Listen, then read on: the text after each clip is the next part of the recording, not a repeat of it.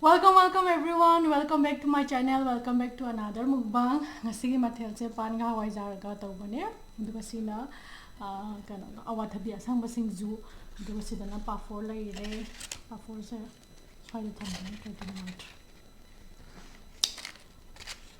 Pan hawai jar thong ba jaina kana su thai ba chamchuk su thai yam hawdo ma le cha ba ga manam yam nuksi.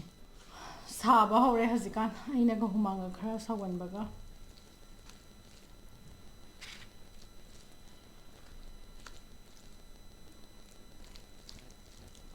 Ako mahamba sila paano nga hawai jar ka hana hekta na tra. First bite.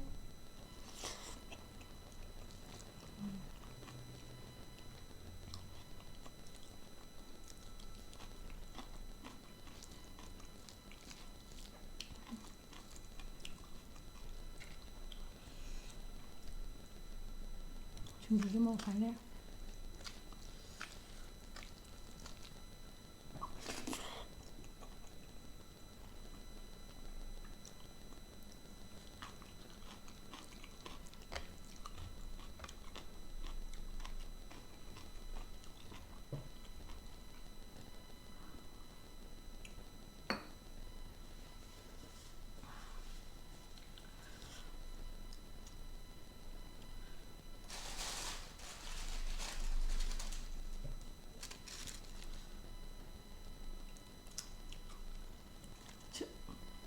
Singju se pafor hapsan. Ay na nga sa hapsan kita waga. Susut lo di tal na hapsan da bane.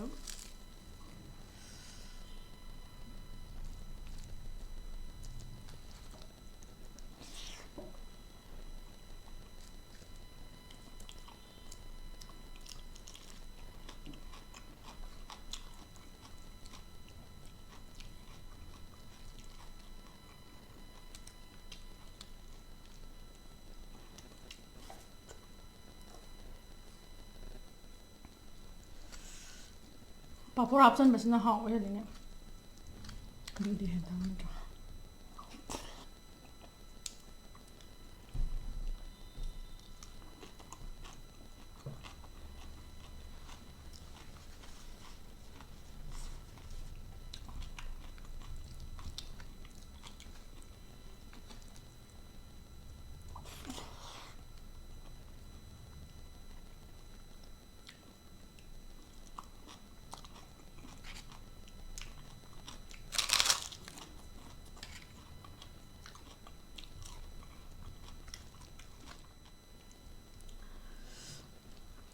Kasi chak thongjan da ngai bagi sai bako singju gi sabasine ka gi sabasine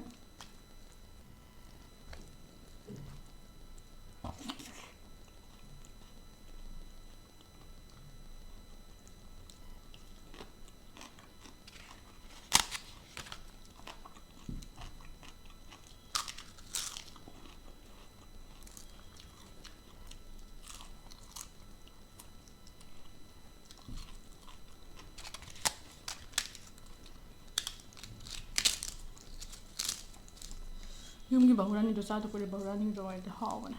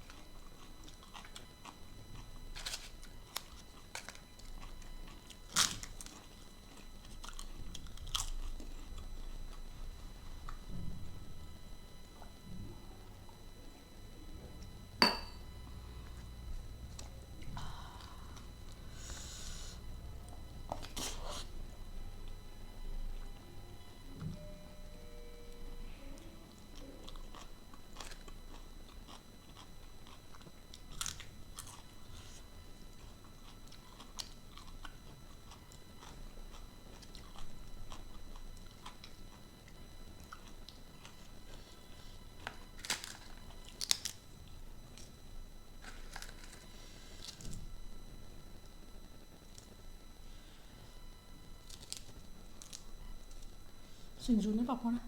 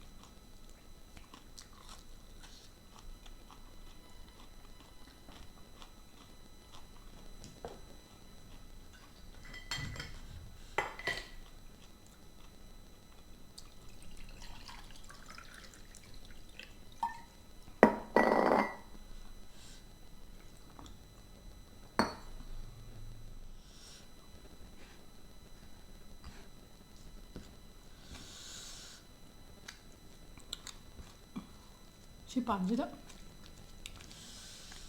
phone memory ꯐꯨꯜ ꯑꯣꯏꯗꯅ video ꯃꯊꯟꯇ ꯂꯦꯞ ꯂꯩꯔꯝꯃꯦ ꯀꯥꯏꯐꯥꯎ ꯌꯧꯕꯅꯣ ꯈꯪꯍꯧꯗ꯭ꯔꯦ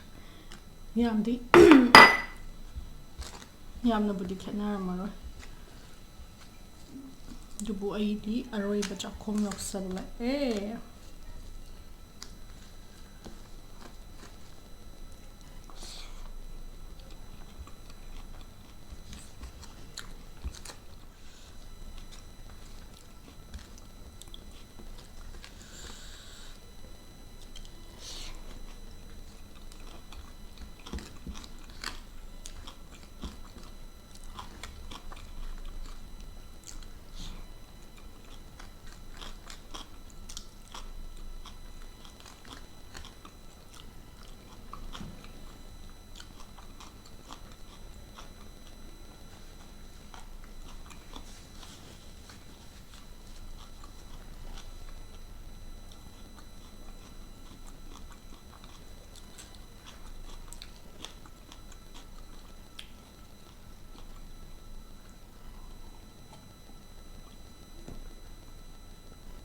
ꯍꯥꯎꯈ꯭ꯔꯦ ꯉꯁꯤ ꯏꯟꯖꯥꯡ ꯐꯖꯅ